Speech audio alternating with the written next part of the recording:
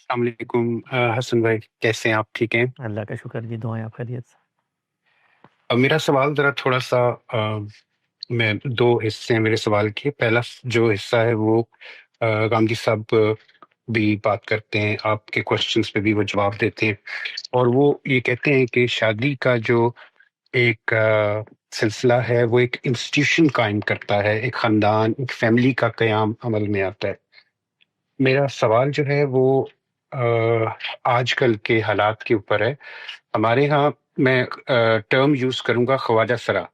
Not transgender, کیونکہ transgender کافی complicated بنا دیا ہے اس ٹرم کو لوگوں نے۔ خواجہ سرا سے میں کلیئر ہوتا ہے کہ ہمارے ماحول میں خواجہ سرا ہم کسے کہتے ہیں۔ پہلا سوال کا حصہ یہ ہے کہ آج کل پاکستان میں ایک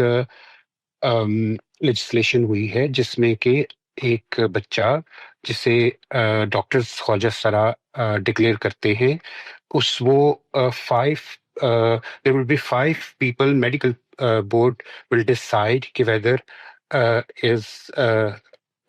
وہ جو بچہ ہے وہ ہی ہے یا شی ہے، وہ ڈیسائیڈ کرتے ہیں۔ پہلا سوال تو میرا یہ ہے کہ اگر ایک شخص ہمارے معاشرے میں موجود ہے اور وہ اپنے آپ کو ادھر ہی اور شی ڈکلیئر کرتا ہے، تو اس پہ کوئی اعتراض یا دینی لحاظ سے کوئی بنتا ہے یا نہیں بنتا، یا اس کو کس طرح تحقیق کیا جانا چاہیے؟ یہ میرا پہلا حصہ ہے سوال کا۔ دوسرا حصہ یہ ہے کہ once it's decided کہ وہ شی ہے، اور وہ سائیکولوجیکلی جینیٹلی ان ایوری آسپیکٹ وہ کہتے ہیں کہ جی یہ حصہ جو شی والا ہے یہ زیادہ غالب ہے اس کی شخصیت پر، اور وہ خود سے بھی چاہتا ہے کہ میں ایز اے عورت زندگی گزاروں۔ تو کیا اسلام اس میں اس کو شادی کی اجازت دیتا ہے، یا کوئی آپشن ایسی ہے، یا کوئی ایسی بات ہے ہمارے ہاں کہ یہ اس کو جو ہے یہ کیا جا سکے؟ جی یہی میرا سوال ہے جی آج جی کا۔ دیکھیے، اللہ تعالیٰ نے عمومی طور پہ دنیا میں اپنے تکوینی قانون اور اپنی مشیت اور اپنی اسکیم کے پیش نظر دو مخلوقات پیدا کی ہیں، ایک مرد ایک عورت۔ یہی آپ کو دنیا بھر میں نظر آتے ہیں، لیکن اس کے ساتھ ساتھ اللہ تعالیٰ نے اس دنیا میں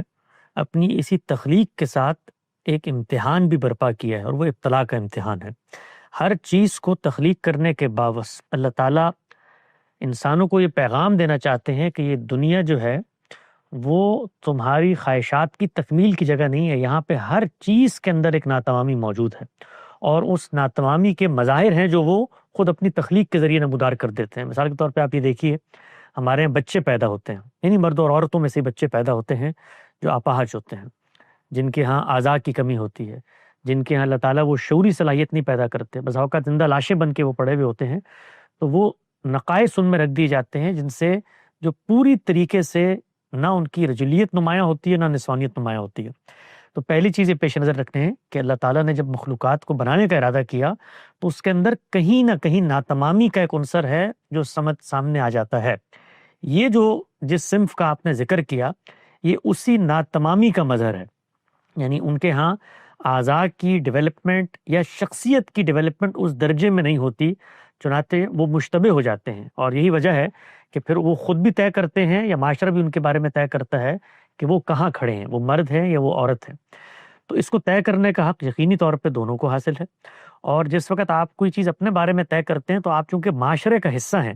تو آپ کا کوئی بھی دعویٰ وہ احوال کی مطابقت کے خلاف قبول نہیں کیا جا سکتا۔ مثال کے طور پہ دعویٰ کرنے کو تو کوئی بھی شخص کوئی بھی دعویٰ کر سکتا ہے، میں بیٹھ کے دعویٰ کر دوں بھئی میں صدر ہوں اس مملکت کا، لیکن یہ احوال کی مطابقت کے خلاف دعویٰ ہے، لوگ آگے بڑھ کے کہیں گے کہ آپ نہیں ہیں اس لیے کہ آپ کا انتخاب نہیں ہوا، پھر دعویٰ کیسے کر رہے ہیں؟ تو ہر دعویٰ احوال کی رعایت سے ہونا چاہیے۔ اب احوال کی رعایت کا جائزہ لینے کا کام دین کا نہیں ہے، یہ سائنس کا ہے، اور سائنس جب اس چیز کا جائزہ لے گی، اطباء میڈیکل کے ماہرین اس چیز کا جائزہ لیں گے تو دونوں پہلوؤں کو دیکھیں گے، وہ جسمانی ساخت کو بھی دیکھیں گے، اور وہ جو شخصیت کا رجحان ہے، افتاد طبع ہے، میلانات ہیں، ان کو بھی دیکھیں گے۔ ان دونوں چیزوں کو دیکھ کر وہ فیصلہ کریں گے۔ مثال کے طور پہ کسی شخص کے بارے میں وہ فیصلہ کرتے ہیں کہ اس کا میلان خواتین کی جانب زیادہ ہے، لہٰذا ہم اس کو یہ جینڈر ڈسکرائب کر رہے ہیں، اور یہ اس کا شخصی مناسبت بھی اسی چیز سے ہے، ظاہری مطابقت اور شخصی مناسبت دونوں کا نتیجہ یہ نکلتا ہے، تو ان کو ایسا کرنے کا حق ہے۔ اس کے بعد جو اگلا سوال ہے وہ یہ کہ اب وہ عورت بن گئی یا اس نے اپنے آپ کو عورتوں کی کیٹیگری میں شمار کر لیا نقائص کے ساتھ، اب وہ کیا شادی کر سکتی ہے؟ تو شادی کے باب میں ایک اور چیز دین نے الگ سے بتا دی ہے، وہ یہ ہے کہ شادی کے بعد جو جنسی تعلق ہے، ظاہری بات ہے جب آپ شادی کریں گے تو جنسی تعلق قائم کریں گے، جنسی تعلق جو ہے وہ پاکیزہ طریقے سے قائم ہونا چاہیے۔ اب اگر جس بندے کو آپ نے یا بندی کو جو صنف الاٹ کی ہے وہ اس چیز میں مزاحم ہے کہ وہ پاکیزہ رستے کے ساتھ وہ تعلق قائم نہیں کر سکتی، تو ایسی صورت میں ہر فقیہ، ہر عالم یہی مشورہ دے گا کہ آپ کو پھر شادی نہیں کرنی چاہیے۔ اور شادی اس لیے نہیں کرنی چاہیے کہ اگر آپ شادی کریں گے تو جو تقاضے ہیں لازمی شادی کے وہ خدا کے دین اور خدا کی شریعت کے انحراف کے ذریعے پورے ہوں گے۔ آگے بڑھ کے کوئی شخص یہ بھی کہہ سکتا ہے کہ جی میں اس کا علاج کرا کے وہ مواقع اور وہ مواضع پیدا کر لیتا ہوں جن کے اندر یہ شائبہ موجود نہ رہے کہ یہ گندگی کی جگہ پہ یا غلاظت کی جگہ پہ جنسی عمل ہو رہا ہے، تو دین میں اس میں بھی کوئی ممانعت نہیں ہے۔ اگر کوئی آگے بڑھ کے اس طرح کی سرجری کروانا چاہتا ہے جس کے ذریعے سے وہ ان حصوں کو الگ کر لے جن کے ذریعے جنسی تلذذ حاصل کیا جاتا ہے، تو بالکل وہ شادی بھی کر سکتا ہے، شادی کر کے رہ بھی سکتا ہے۔ بس اصل چیز پیش نظر رہنی چاہیے کہ جنسی معاملات میں دین جہاں سے داخل ہوتا ہے وہ پاکیزگی ہے، اس پاکیزگی کے عمل کو متاثر نہیں ہونا چاہیے۔